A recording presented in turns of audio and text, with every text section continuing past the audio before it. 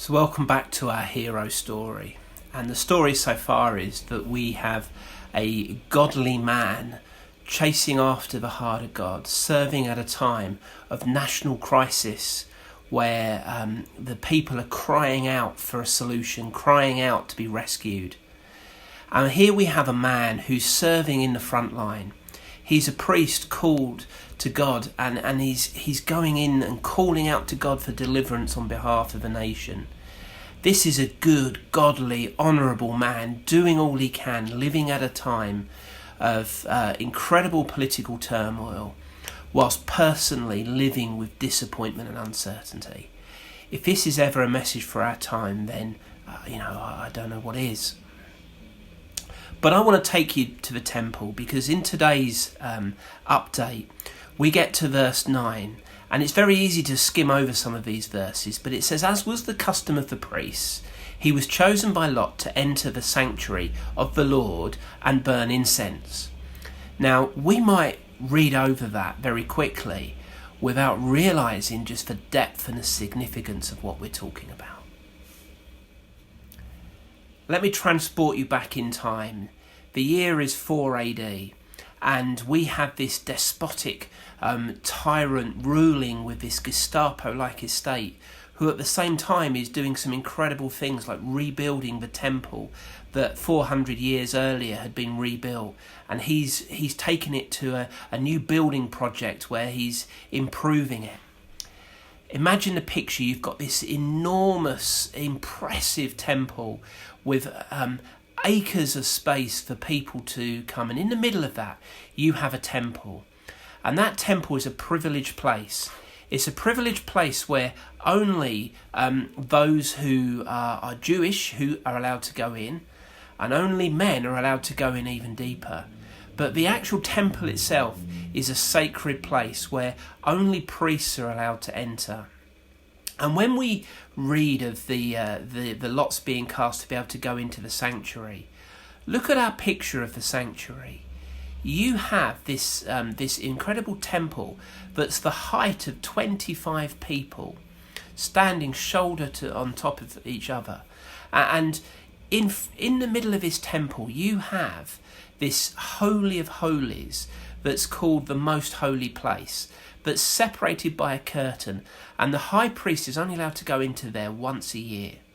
And in front of that, you have this altar, this incredible building, this incredibly impressive piece of architecture, dedicated to the presence of God, taken incredibly seriously, that once in a lifetime somebody is allowed to enter the sanctuary and burn the incense on the altar in front of the Holy of Holies, in front of the most holy place.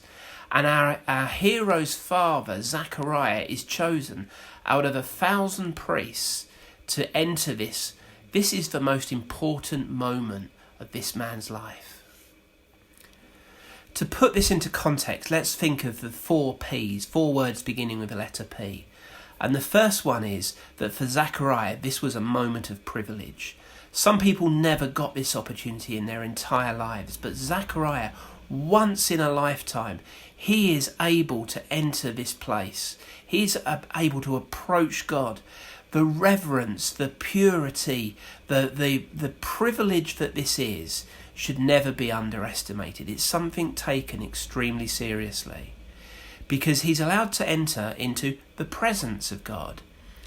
This sanctuary represents the intimacy of the relationship with the living God. It represents something that is incredibly privileged, but also is a hidden place out of the sight of everybody else. It speaks of the intimacy of a relationship with the living God. But it also speaks of the power. There's something that we lose in all of this about the power of God, the nature of who he is, the holiness of who he is. But actually to enter into this place is an incredibly powerful experience, because you're entering in to something of the power of God. But also there's a 4th P, and that 4th P is the purpose. Zechariah is chosen for this act of worship.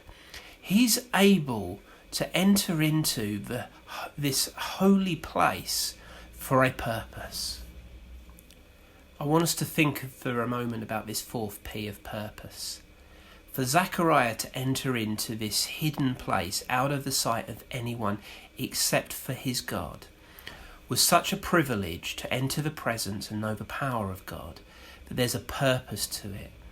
It's an act of worship where they're burning the incense on this as a sacrifice. It is that sense of coming and crying out to God on behalf of the people, interceding that God would hear their prayers. So it's an act of worship that somehow the act is lost in 21st century Britain. We don't quite understand the significance. But as the sacrifice is burned, and there's a picture of this incense being burned, what you have is an aroma. You have a picture of intercession, a picture of this aroma rising.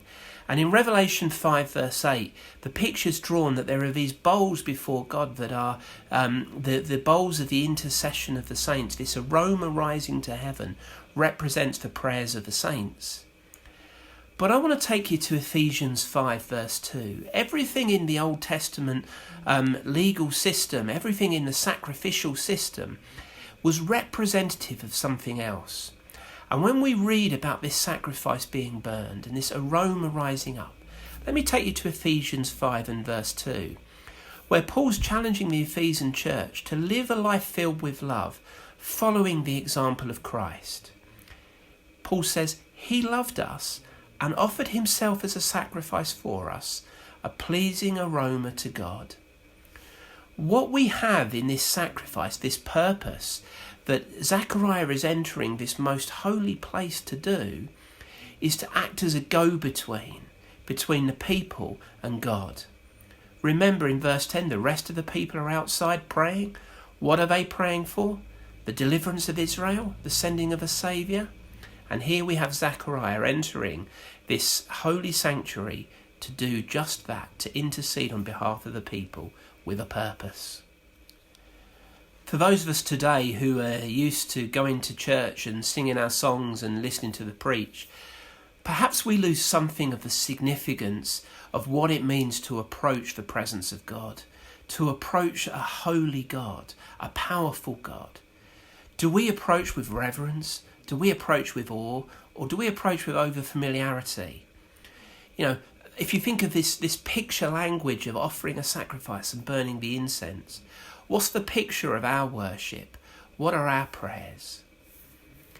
In this passage, this picture of the incense burning points us towards a picture of Jesus offering himself as an aroma pleasing to God. And what you notice in this picture of the temple is that it's in this, there's this curtain that separates where Zechariah is offering the sacrifice from what's called the most holy place, which is where the Ark of the Covenant would be, that was so holy only once a year the high priest could go in. Remember that when Jesus died, that curtain that separated from the most holy place was torn in two. It meant that we could approach the presence of God for ourselves.